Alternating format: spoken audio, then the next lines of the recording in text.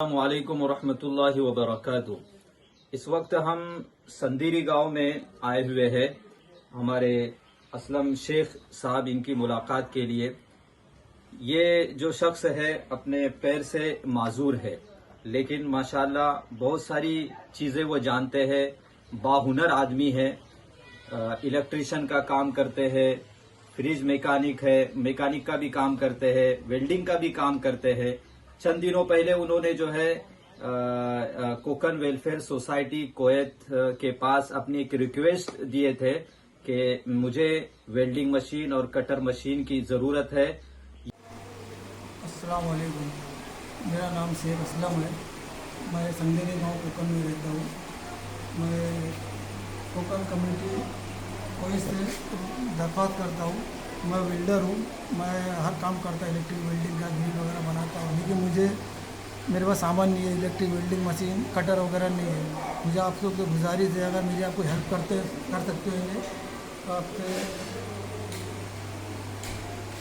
आपसे मिलने के लिए आया था कि मुझे काम आ रहा है, वेल्डिंग वगैरह मिल रहा है। मेरा मशीन नहीं है हाथ में काम करने के लिए, कटर नहीं है। और क्या काम जानते हैं? मैं फ्रिज रिपेयरिंग करता हूँ, सब बाइक का रिपेयरिंग का काम करता हूँ, इलेक्ट्रिक वेल्डिंग का काम करता हूँ, ग्रिल वगैरह बनाता हूँ, कूलर बनाता हूँ। जी, तो माशाल्लाह इतनी सारी चीजें जानते हैं। तो हमको जो है बहुत बड़ी खुशी हुई इनसे मिलकर। उनके हौसलों को हम सलाम पेश करते हैं कि माजूर होने के बावजूद भी आप देख रहे हैं कि इस वक्त तो आप क्या बना रहे हैं?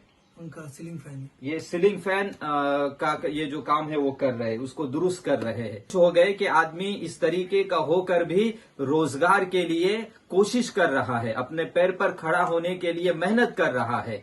तो कोकन वेलफेयर सोसाइटी का भी ये मकसद है कि लोगों को रोजगार अता करे और उनको अपने पैरों पर खड़ा करे।